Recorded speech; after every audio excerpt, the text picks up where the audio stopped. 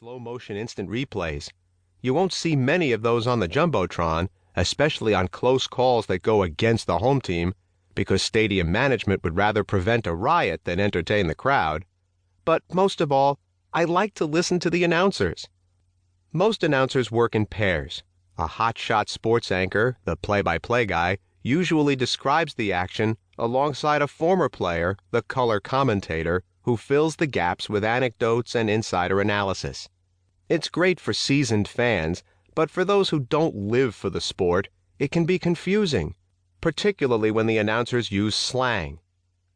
Johnson chokes up and tomahawks a Baltimore chop off the dish, but Rodriguez charges, scoops the in-between hop in the 5.5 hole, and hoses him at first on a bang-bang play. Huh?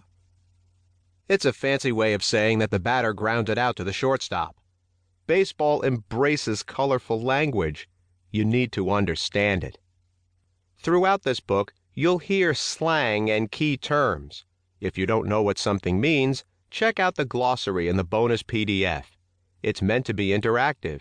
In some places, it might take a minute to go back and forth, but with hundreds of terms that don't appear anywhere else in the book, it also stands as its own section.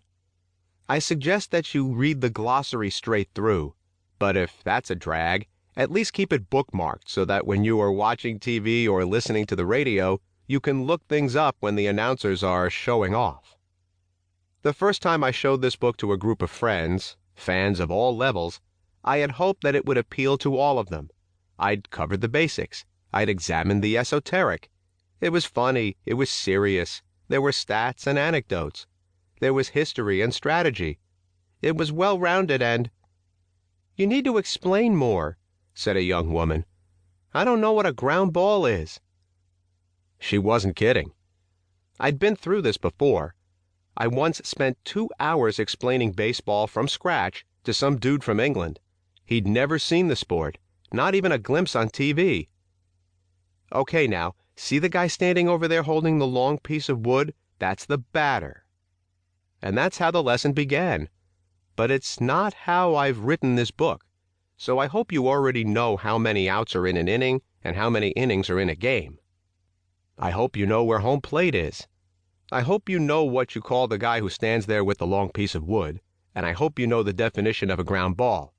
After all, I talk about them quite a bit, and there are many types. It's kind of like how the Eskimos have various words for snow.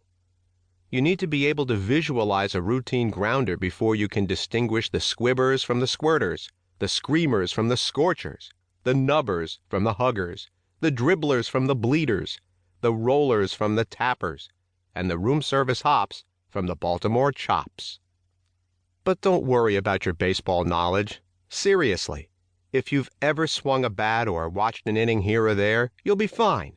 And if you already know everything, you'll find stuff you didn't know. My parents fall somewhere in the middle.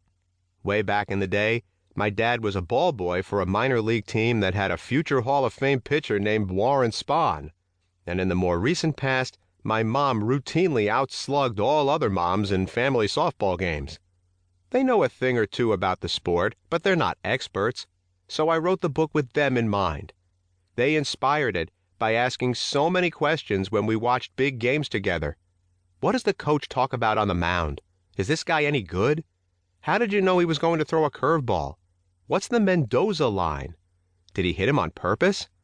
What's the deal with that pattern in the outfield grass? How many balls are used each game? Why are umps so fat? Can you please explain slugging percentage again? Why does the catcher keep looking off to the side? How do you throw a knuckleball?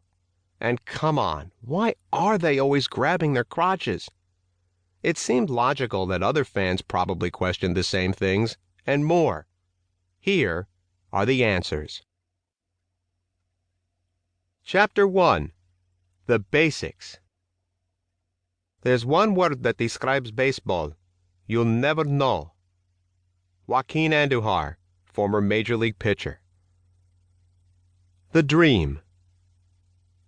Life is pretty good if you're in the major leagues. First of all, you get to hang out with other major leaguers. You also get to be on TV every day and play in front of thousands of people. You get to see your name in newspapers and